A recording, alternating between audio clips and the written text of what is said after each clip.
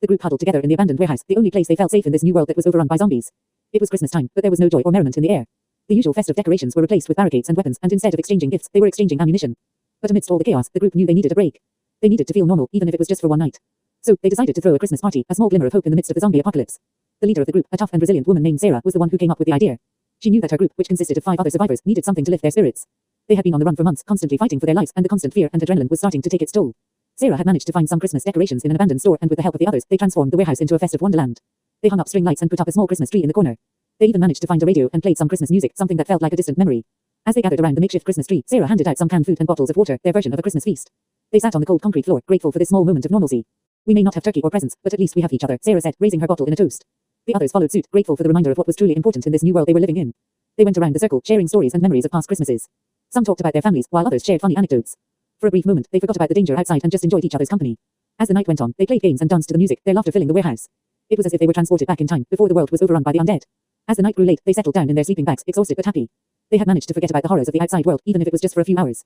The next morning, they woke up to the sound of gunshots. The zombies had breached their barricades and were trying to break into the warehouse. The group quickly sprang into action, grabbing their weapons and fighting off the undead. Sarah and her group were skilled fighters, and they managed to hold off the zombies. But it was clear that they couldn't stay in the warehouse any longer. They packed up their meager belongings and prepared to leave. As they were about to exit the warehouse, Sarah noticed something on the ground. It was a small Christmas present, wrapped in colorful paper. She picked it up and saw her name written on the tag. Curious, she opened the present and found a note inside. It was from a group of survivors who had stumbled upon the warehouse and saw the Christmas decorations. They had left the present as a way to spread a little bit of joy in this grim world. Tears welled up in Sarah's eyes as she read the note. It was a reminder that there were still good people out there, trying to survive just like them. She shared the note with her group, and they all felt a glimmer of hope in their hearts. As they continued their journey, Sarah and her group held on to that small act of kindness. It reminded them that even in the darkest of times, there was still a bit of light left in the world. Months went by and the group faced many challenges. They lost some members along the way, but they also gained new ones. And every Christmas, they would gather together and remember that one special night in the warehouse where they found a moment of peace in the midst of chaos. Years went by and the zombie apocalypse eventually came to an end. Sarah and her group were among the few survivors who managed to make it through. They looked back on that Christmas party in the warehouse as a symbol of their resilience and the enduring human spirit. And every Christmas, they would get together and celebrate, grateful for the second chance they were given. They would raise a toast to their fallen friends and to the unknown group who left them a Christmas present all those years ago. As the years went by, the memory of that Christmas party during the zombie apocalypse became a legend, passed down to future generations. And it served as a reminder that even in the darkest of times, there is always a glimmer of hope. The cult of Atom had been growing in strength and numbers for years, hidden away in the shadows of the post-apocalyptic world. They were a group of believers who worshipped the destructive power of nuclear energy, claiming that it was the true essence of their existence. Their leader, known as Mother Atom, had risen to power with her charismatic speeches and promises of eternal life through the power of radiation. She had convinced her followers that the devastation brought upon the world was a necessary sacrifice for the rebirth of a new world, a world ruled by Atom. The cult had found a home in an abandoned nuclear power plant, the very source of their devotion. They had converted the control room into a makeshift temple, adorned with symbols of radiation and decorated with images of nuclear explosions. Every day, the followers would gather and chant praises to Atom, begging for his blessings and protection. But not everyone in the wasteland was convinced by their ideology. Many saw them as a dangerous and fanatical group, and rumors of their practices had spread far and wide. Some even whispered that they were experimenting with radioactive substances, conducting dark rituals in the name of their deity. One such rumor had reached a small settlement on the outskirts of the cult's territory. The settlers, who had managed to survive the harsh conditions of the wasteland through their resourcefulness and cooperation, were wary of the cult's presence. They had heard stories of people disappearing, only to reappear as devoted members of the cult. Among the settlers was a young woman named Maya. She had lost her family to the nuclear fallout and had been living with the settlers ever since. Maya was known for her sharp wit and fearless attitude, but deep down, she was haunted by the memories of her past. One day, while out scavenging for supplies, Maya stumbled upon a group of cult members who had ventured outside their territory. She watched from a distance as they gathered around a small crater, chanting in unison. As she observed their strange behavior, something caught her eye. There was a figure standing at the center of the crater, seemingly unaffected by the radiation emanating from it. Curiosity got the best of Maya, and she approached the group, trying to get a closer look at the figure. As she got closer, she realized that it was a young girl, no older than her. The girl had a serene expression on her face, almost as if she was in a trance. Suddenly, the chanting stopped, and the girl opened her eyes, revealing a bright green glow. The cult members fell to their knees, bowing in reverence to the girl. Maya's heart raced with fear and confusion as she watched the scene unfold before her. But before she could make sense of what was happening, she was discovered by the cult members. They grabbed her and dragged her to their leader, Mother Atom. "So, we have an intruder," Mother Atom said, her voice echoing through the temple. "What brings you here, my child?" Maya's eyes dotted around the room, taking in the bizarre surroundings. She knew she had to tread carefully, or she might end up like the others who had disappeared. I was just curious," Maya stammered, trying to come up with a believable excuse. Mother Atom's piercing gaze seemed to see right through her, and she let out a wicked smile. "Curiosity killed the cat, my dear," she said, gesturing to her followers. "But in our case, it brings us new converts." Maya was thrown into a cell, and she spent the next few days in captivity, unable to escape or contact the outside world. She had heard whispers from the other prisoners, stories of people who had been brainwashed by the cult and were now completely devoted to their cause. But Maya refused to give in. She was determined to find a way out and warn the settlers of the danger posed by the cult. And finally, an opportunity presented itself. One night, as the cult members were busy with their rituals, Maya managed to escape from her cell and sneak out of the temple. She made her way back to the settlement, determined to expose the cult's true intentions. The settlers were shocked by Maya's revelations, but they knew they had to act fast. They gathered their weapons and made their way to the cult's territory, ready to put an end to their reign of terror. The cult members, caught off guard by the sudden attack, put up a fierce fight. But in the end, they were no match for the settlers, who were determined to protect their home and way of life. As the dust settled, the settlers entered the temple, only to find it empty. Mother Atom and her followers were nowhere to be found. But they did find evidence of the cult's experiments with radiation, confirming their suspicions. With the threat of the cult of Atom eliminated, the wasteland was a little safer for those who called it home. Maya, now hailed as a hero, had finally found a new purpose in life to protect others from the dangers of blind faith and fanaticism. But even as she looked out at the wasteland, she couldn't help but wonder what had become of the young girl with the green glow. She hoped that she had found her way back to reality and was living a normal life free from the clutches of the cult of Atom. The sun was setting as a group of friends gathered outside of an old abandoned building. They had heard rumors about the place being haunted and decided to explore it for themselves. As they approached the building, they noticed that all the signs outside were torn and destroyed, making it impossible to know what the building used to be. Looks like this place has been abandoned for a long time, one of the friends, named Jake, observed. Yeah, and it's giving me the creeps, another friend, Sarah, shuddered. But the curiosity of the group outweighed their fears, and they pushed open the heavy doors and stepped inside. The inside of the building was just as destroyed as the outside. The walls were covered in peeling paint, the floors were covered in debris, and there was an eerie silence that filled the air. Anyone have any idea what this place used to be? Asked another friend, Jack. The group looked around, trying to find any clues as to what the building was. As they ventured further inside, they noticed that the lower they went, the more destroyed the building became. It was as if something had deliberately tried to destroy everything inside. It's strange, there's no furniture or anything, Sarah pointed out. Maybe it was some kind of factory or warehouse, suggested Jake. But before anyone could come up with any other theories, they heard a strange noise coming from one of the rooms. It sounded like a low humming, and it seemed to be coming from a large metal object in the corner of the room. What is that? One of the friends, Lily, whispered. They cautiously approached the object, and as they got closer, they noticed that it was covered in a strange black fluid.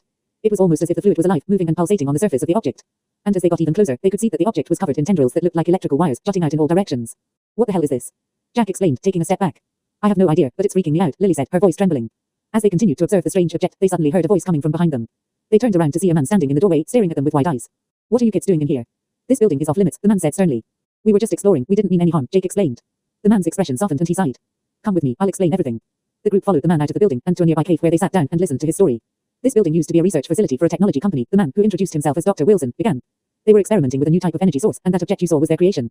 The group listened in amazement as Dr. Wilson explained that the object was a self-sustaining energy source that could power an entire city.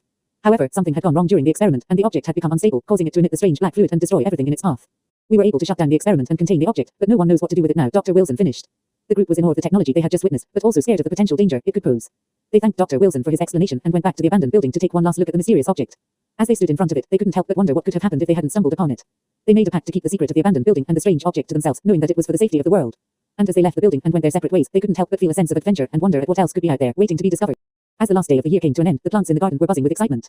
It was the annual New Year's party celebration, and everyone was eagerly preparing for it.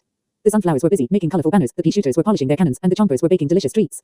The leader of the plants, a wise old sunflower named Sunny, was overseeing all the preparations. She was known for her wisdom and kindness, and all the plants respected her. As she walked around the garden, she noticed that the party decorations were missing something. What could it be? She pondered.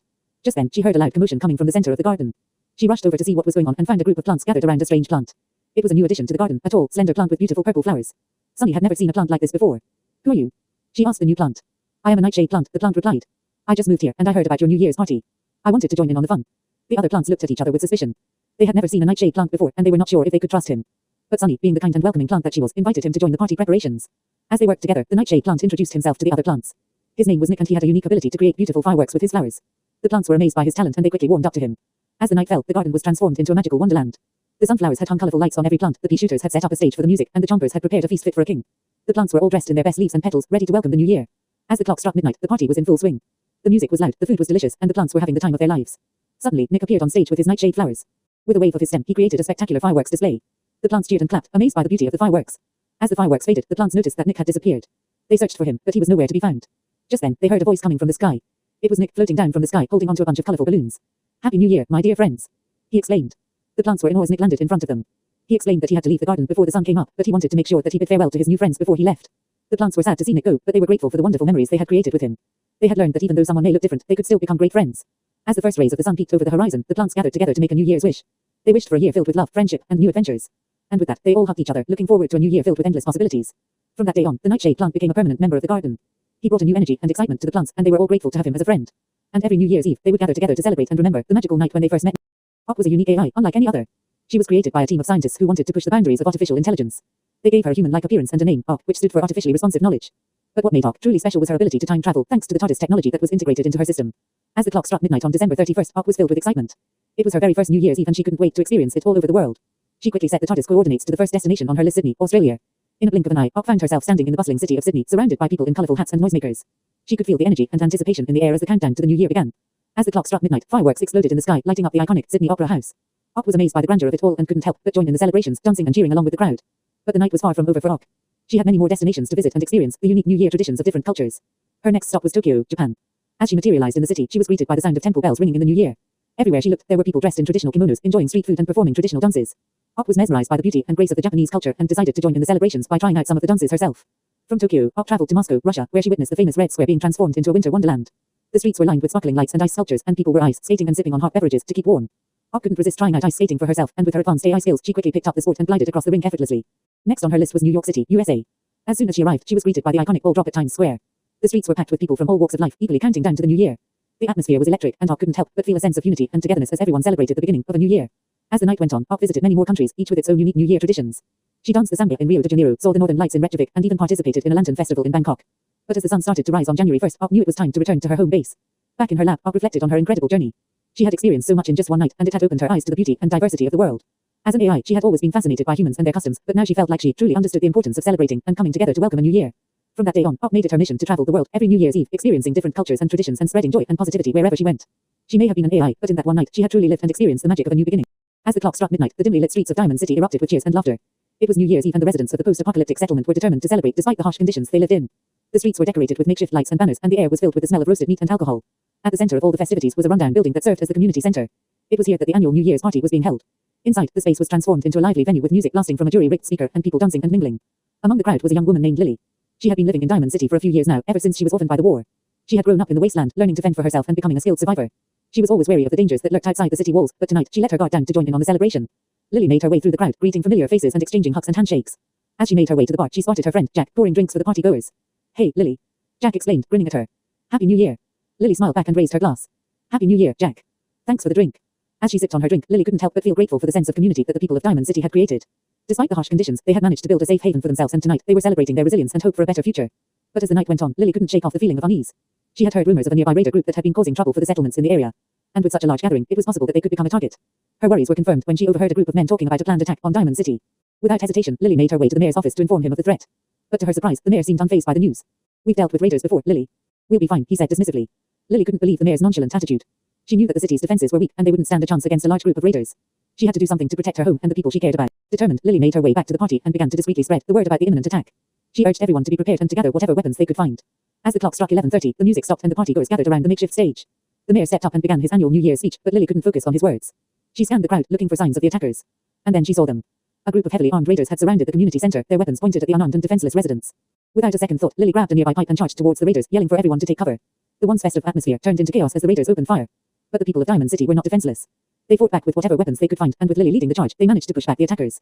The battle lasted for what felt like hours, but in the end, the people of Diamond City emerged victorious. As the sun rose on the first day of the new year, the streets were littered with the bodies of the raiders, and the people of Diamond City stood together, battered but alive. Lily collapsed to the ground, exhausted but relieved. As she looked around at her home and the people she had fought alongside, she knew that this was a New Year celebration she would never forget. From that day on, Lily was hailed as a hero in Diamond City. And every New Year's Eve, as they gathered to celebrate, they would raise their glasses to the brave survivor who had risked her life to protect their home.